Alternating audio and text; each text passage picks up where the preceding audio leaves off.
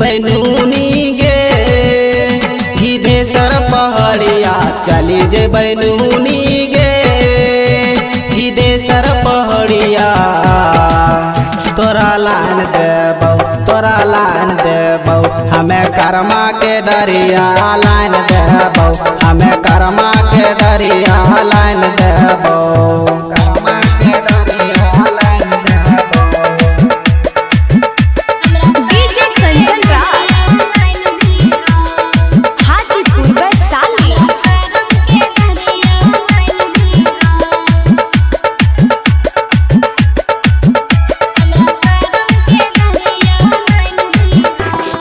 साड़ी पहन के करम डरिया पूजमी गाँव घर में बहिन तू ही गुजमी बहिन तू ही गुजमी साड़ी पहन के करम डरिया पूजमी गाँव घर में गनूनी तू ही गुजमी बनवे लगली नूनी गे कमल के मलावा बनवे लगली नूनी गे कमल के मलावा सब भाई के पिन्हा दिहो एगो मलावा भाई के पिन्हा दिहो एगो मलावा भाई के।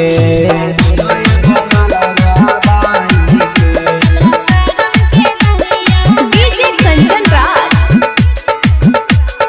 हाजीपुर वैशाली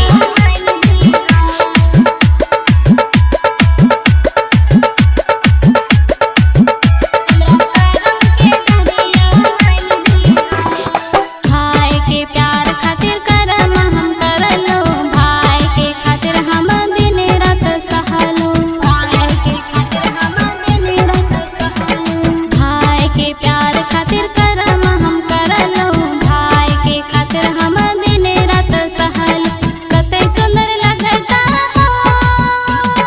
भाई बहन के प्यार कते सुंदर लगता हो भाई बहन के प्यार भैया लाइन दिया हमरा अड़हुल के फुलवा लाइन दिया हमरा अड़हुल के फुलवा लाइन दिया। चली जे बैनूनी गे चोरी के पहाड़िया चली जे बैनूनी गे चोरी के पहाड़िया